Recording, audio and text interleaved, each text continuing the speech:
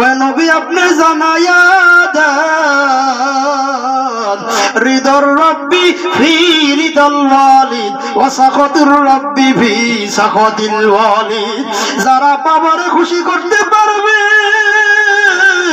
হালাল ভাবে হারাম ভাবে না, বাবাই মদ খায় তারে যাইয়া মদ আইনা দেওয়া যাবে না, বাবাই নাচ গান দেখতে পছন্দ করে তারে নাচ গান দেখাইয়া খুশি করা যাবে না, বাবাই চরিত্র খারাপ করে তারে চরিত্র কাজে সহযোগিতা করা যাবে না।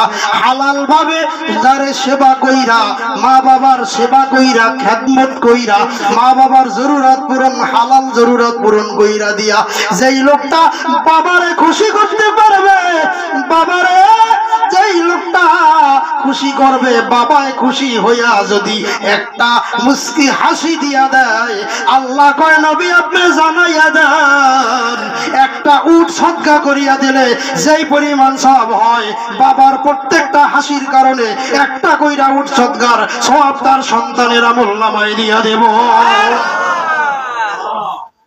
আর আল্লাহ কয় নবী আপনার উম্মতদের বইলা দেন ওয়াসাখাতুর রব্বি ফি সাখাতিল ওয়ালিদ। কারণ বাবায় যদি ওই সন্তানের উপরে নারাজ হয়, খুশ বেজার থাকে, তার ব্যবহারের কারণে আচরণের কারণে বাবারে অপমান করে ধমক দেয় ধাবার দেয়, বাবারে ছোট কইরা কথা কয়, এই বিভিন্ন কারণে যদি বাবায় নারাজ হয় তাহলে আমি আল্লাহ এমন ভাবে বেজার হয়ে যাই যেমনি ভাবে কেউ যদি শুকনা কাষ্ঠের মধ্যে শুকনা লাকড়ির মধ্যে আগুন ধরাইয়া দেয়, মুহূর্তের মধ্যে তার লাকড়ি গুলা যেমন পুইরা ছাই হয়ে যায়, ঠিক তেমনি ভাবে কেউ যদি বাবারে ধমক দেয় তার আমলনামার মধ্যে সাথে সাথে আগুন লাগিয়া যায়, তার নেকি গুলা পুড়িয়া ছারখার হয়ে যায়। জোরে বল নাউজুবিল্লাহ।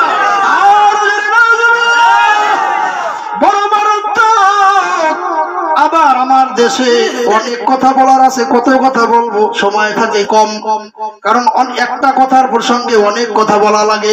যেই যেই জায়গায় ঘা আছে ওই জায়গায় জায়গায় মলম দেওয়া লাগে, ঠিক না? কিন্তু একটু কামড় দেবে, একটু জ্বলাইবে ফোরাইবে, এটা কামড়টা খাইয়া থাকা লাগবে। ডাক্তারে অপারেশন করার জন্য আপনার ফোড়া হয়েছে, ডাক্তারে ছুরি চালানোর সময় একটু ব্যথা পাইতেও পারেন।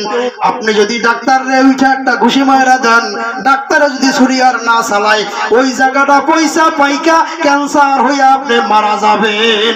আর ডাক্তারের যদি একটু ব্যথাটা সহ্য করিয়া ডাক্তারের ছুরি চালানোর ওই জায়গাটা অপারেশন করার সুযোগ কইরা দেন, তাহলে ওই রোগটা দূর হয়ে যাবে, আপনি চিরতরে সুস্থ হয়ে যাবেন, স্বাভাবিক জীবন ফিরিয়া পাবেন, ঠিক না?